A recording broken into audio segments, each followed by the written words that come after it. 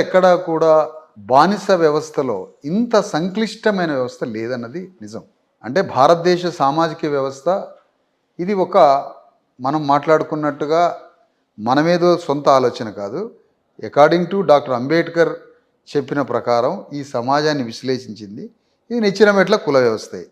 ఈ కుల వ్యవస్థ రాజ్యాంగానికి ముందు ఇది ఒక హిందూ సోషల్ ఆర్డర్. ఇది మనువాద వ్యవస్థ. ఈ వ్యవస్థలో బ్రాహ్మణులు, క్షత్రియులు, వైశ్యులు, శూద్రాగ్ర వర్ణాలు, వాళ్ళ తర్వాత శూద్రులు, వాళ్ళ తర్వాత ఆదివాసులు, అధిశూద్రులు. ఇది ఒక సోషల్ ఆర్డర్. ఇది ఒక 6500 కులాల నిచ్చెన కులాల మెట్ల వ్యవస్థ. దీంట్లో శూద్ర వర్గం దాదాపు ఆదివాసీలు, అతిశూద్రులు, శూద్రులు అంతా కలిపి ఒక శూద్రవర్ణం.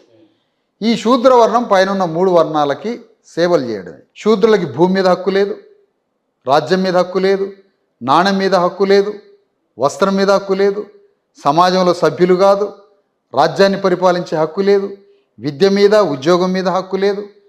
ఇన్ని హక్కుల నిరాకరణకు గురి చెంది మానవ హక్కులు లేకుండా కేవలం వీళ్ళు శ్రమ చేసే ఉత్పత్తి కులాలు ఆ పై 3 వర్ణాలకి సేవ చేసేవాళ్ళు. కొంతకాలం తర్వాత ఈ శూద్రుల్లోనే అక్కడ ఉన్న క్షత్రియులకి యుద్ధాలలో ప్రధాన సైనికులకి అధిపతులుగా, వాళ్ళ భూముల వ్యవసాయాలకి ప్రధాన భూములు చూసే వ్యక్తులుగా కొంతమంది శూద్రుల్లోనే ఉన్నారు. వాళ్ళు శూద్రాగ్రవర్ణాలుగా ప్రమోట్ అయ్యారు.